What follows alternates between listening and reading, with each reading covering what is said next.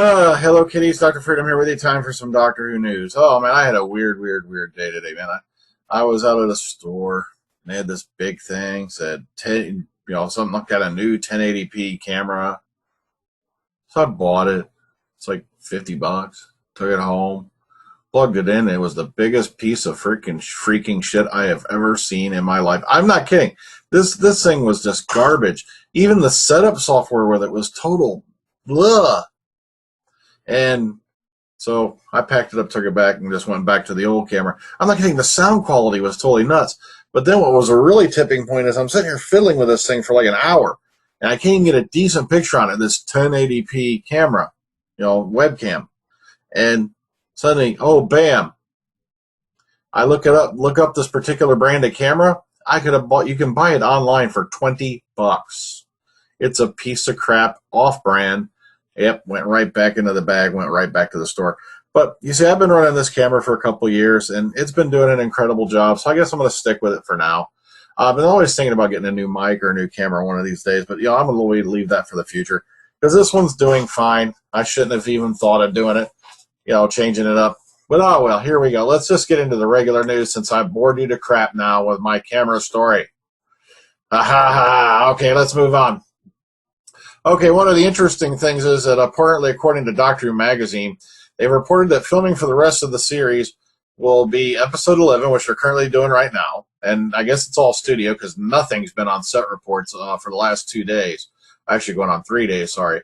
Then the next episode will be episode 9 by Mark Gatiss, and then Block 8 will be episode 12, of course, written by Stephen Moffat and Rachel Talalay. Same thing with episode 11, Stephen Moffat writing, Rachel Talalay.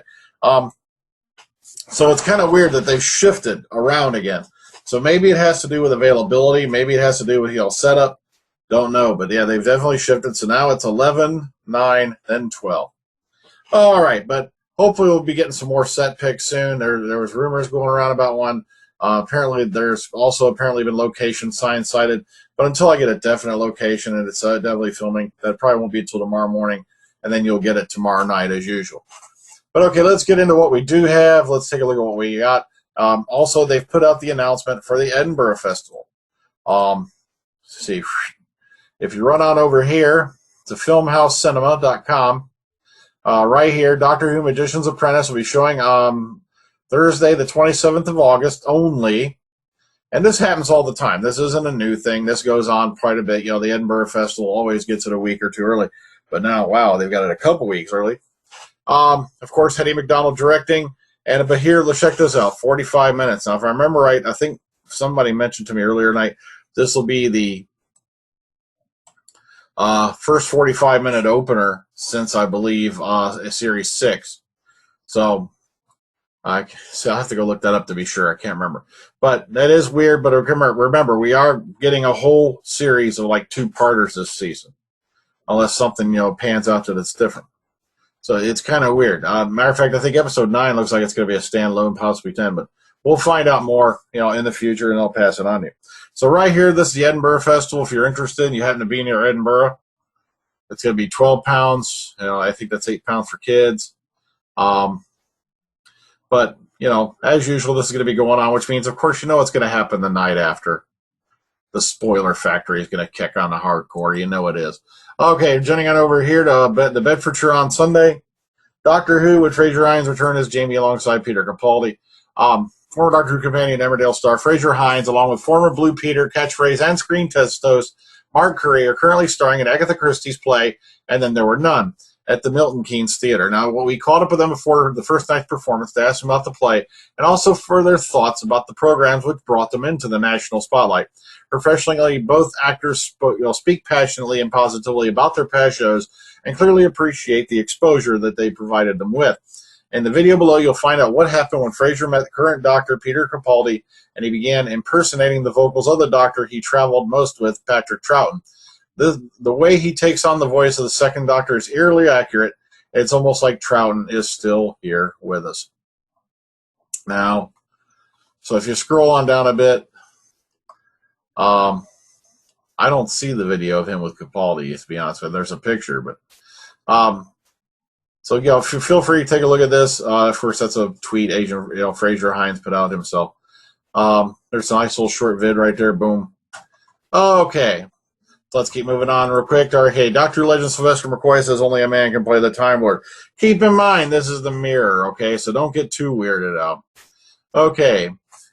Okay, the actor 71 dismissed suggestions that the time traveler could be played by a woman.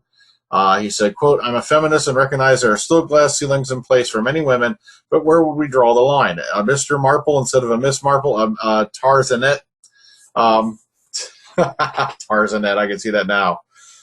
Then again, I could. Oh, man. Talk about me, Tarzan, you, Jane. Oh, okay. Sylvester, the seventh Doctor between 1987 and 89, said, I'm sorry, but no. The doctor, well, I don't know why they keep saying it. The Doctor is a male character, just like James Bond. If they changed to be politically correct, then it would ruin the dynamics between the Doctor and the assistant, which is a popular part of the show. I support feminism, but I'm not convinced that by the cultural need of a female Doctor. Now, the show's writer, Steve Moffat, ignited the debate last year when he said the Doctor could be a woman, and I'm not going to go into that again because we've already read those before. Of course, former Doctor psychic Karen Gillan said Gillian Anderson would make the perfect Time Lord, or Helen Mirren, and of course Peter Davison chimed in with, if you make the Doctor a woman, you've effectively just said, well, let's give you a sex change. I don't think that works. So he's not the only one who said this, and also I don't know why people are already throwing, screaming, meme fits about it, because it hasn't happened yet. Oh, vey. Okay, speaking of Doctor Who Magazine 489, here it is. Here's the cover right here, of course. Next issue, of course, is going to be published tomorrow. Features an interview with, of course, Colin Baker, the sixth Doctor.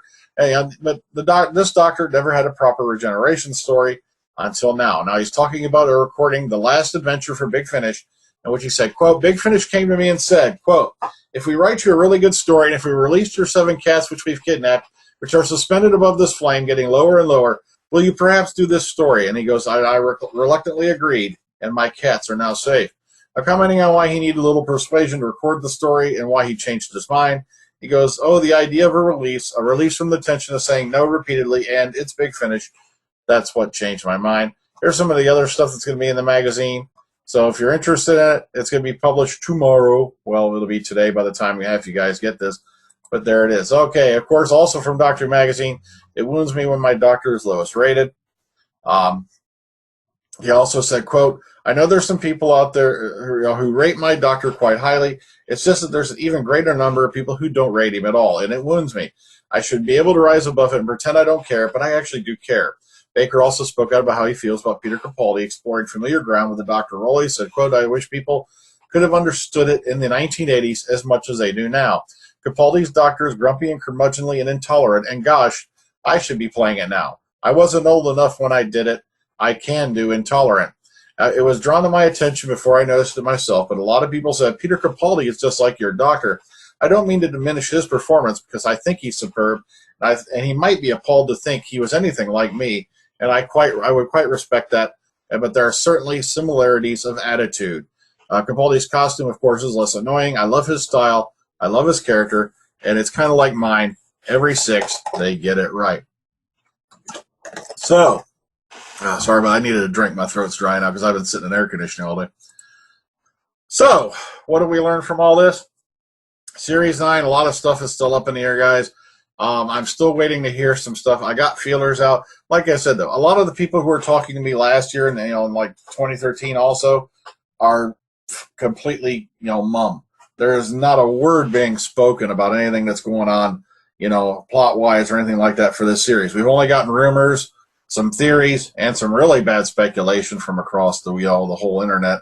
And all I can say is, look, I don't deal in, I'll speculate if I have some really good stuff to base it on. I won't fly off the handle and say because I saw River Song possibly peeking out from the shadows of some backlog photo, and it turns out it was probably just the shadow of a cat running against the wall. I don't do that kind of stuff. That's just not me.